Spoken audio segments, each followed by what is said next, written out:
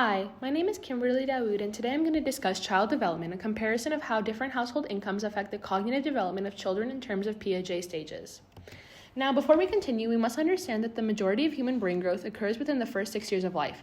However, as the brain develops, we must consider the necessary factors that contribute to healthy brain development. It includes high levels of nutrition, appropriate stimulation, and proper attention with emotional support. Some negative factors that can harm proper cognitive development includes neglect and poverty. Cognitive development shapes the way we think and act. It affects us every single day. From daily living to critical thinking, the structure of the brain makes up who we are.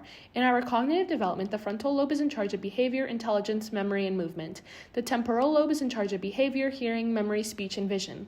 The brainstem is in charge of blood pressure, breathing, consciousness, and heartbeat. The parietal lobe is in charge of intelligence, language, reading, and sensation. The occipital lobe is in charge of vision, and the cerebellum is in charge of coordination. Although income varies year by year, the low-income bracket for 2019 begins at $26,926. The middle-class bracket begins at $53,214. The upper-middle-class bracket begins at $106,827. Through research, I have learned that 15 million children in the United States are living below the poverty line. In many statistics, it has shown that the lower-income children have academic disadvantages compared to wealthier peers. For instance, 56% of low-income children had below-average IQ scores, 41% of low-income children had below-average memory testing, 44% of low-income children had below-average academic ability, and 47% of low-income children showed below-average executive functions. With the review of Piaget's stages of cognitive development, it is important to understand how his research affects low-income children. With the work broken up into 4 stages, it begins with the sensory-motor stage, which begins from birth to 2 years old. The infant is aware of their movements and sensations. They are learning basic actions by grabbing, sucking, grasping, looking, and listening. The pre-optional stage begins from 2 to 7 years old. The concrete operational stage begins from 7 to 11 years old.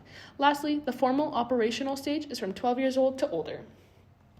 Now, let us analyze cognitive development with income. Do you remember what your first word was? My first word was mama. To shape these words, we begin with babbling and end with words such as or a. Communication is crucial in cognitive development. However, low-income families can face a harder time communicating with their children because they are busy at work. If a parent works 2 jobs, they might not have the ability to stay home and chat with their child during their crucial ages, compared to higher income families. Challenges like staying at home can affect low-income children because they are not developing their speech as quickly as wealthier children. Let's watch this quick segment. Da, da, da, da, da, da, da, da. As we can see, the baby is mimicking the mother, and the mother is mimicking the baby to encourage speech.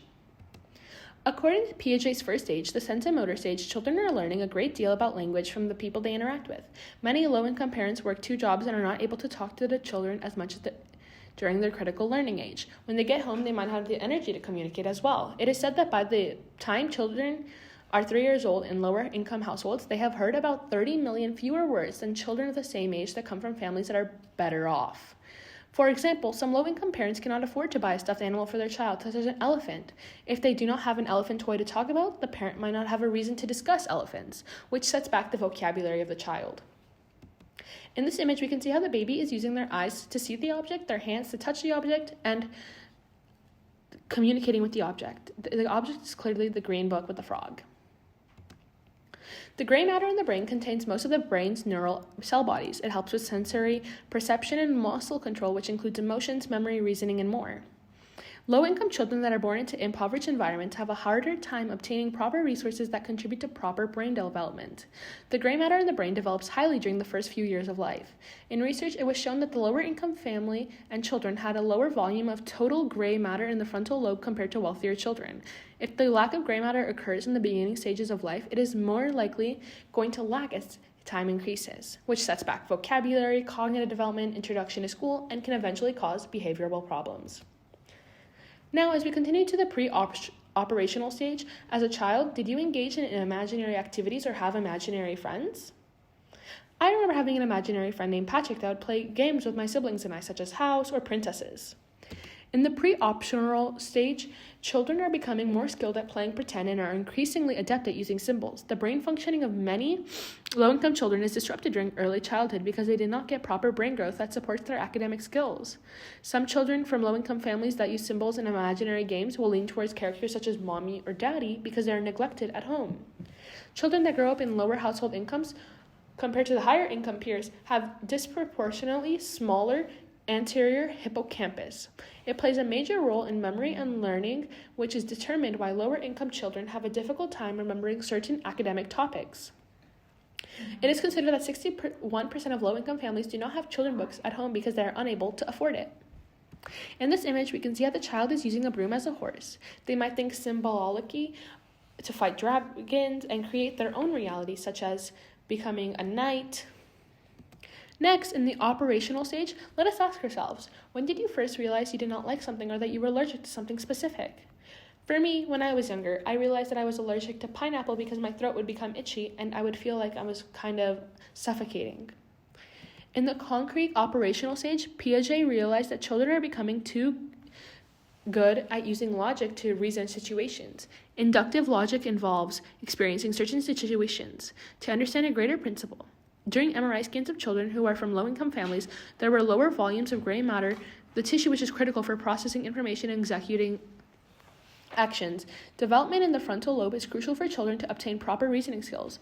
Research indicated that children living in poverty have lower frontal EEG activity when they are demonstrating different aspects of selective attention. Without these processes, it can cause future educational impediments such as not getting higher education or earning lower wages. In this image, we can see how the amount of gray matter is different in household incomes of families that are lower, higher, or middle.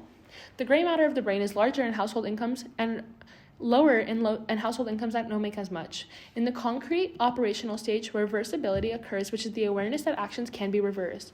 Although lower income children can distinguish animals such as dogs and cats and relate it to their own animals, they have a difficult time understanding their logic due to behavioral problems or lack of nutrition. The brain is lacking in certain nutrients and necessities such as practices and cognitive functions, but rather filled with poverty and neglect at times.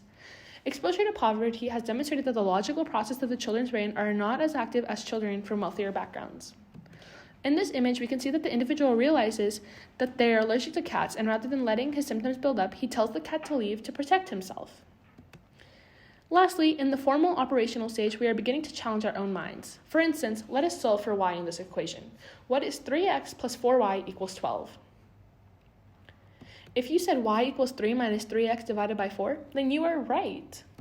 In the formal operational stage, Piaget realized that individuals are able to think more scientifically about the world and the potential situations and solutions to the problems. The cerebellum is in charge of helping the brain to solve situations. Many studies demonstrate that lower income families have smaller brains and lower cognitive abilities to solve problems. Many of the lower income children might begin to struggle academically due to a lack of cognitive development and help. Parents might not have the proper education to help them understand the homework, which was seen in the ability of non-reproducible brain patterns. There is a lack of supportive and educational stimulus in low-income families, which reduces cortical volume and thickness. At this stage of development, the minds of individuals are becoming more advanced and thinking is much more sophisticated. Research indicates that poorer families and parents who work multiple jobs to make ends meet have a less time to spend with their children and less money to buy toys to stimulate their children's minds as they grow. With lower volumes of gray matter in the brain, as lower income individuals grow up, they might not have the right processes to understand information, become creative, or execute actions that they think about. In regards to the hypothetical deductive reasoning, poor children have a smaller hippocampus and prefrontal cortical lobes volumes, which are areas important for memory and complex thought. Lower income individuals will have the ability to think about what-if situations, but they might not be able to engage in critical thinking because of the lack of gray matter in their brain, which is critical to developing and processing information. In this image, we can see that the individual using their logical skills to understand the math problem. She's critically thinking and engaging her logical thought in this stage. Now, as Ben Franklin once said, if everyone is thinking alike, then no one is thinking. As we are all our own person, we are able to use our own experiences to think about what we want and to think about who we want to be. Although we all come from different backgrounds, whether it's income or heritage, it does not stop us from becoming who we want to be and working hard to achieve all our goals. Thank you.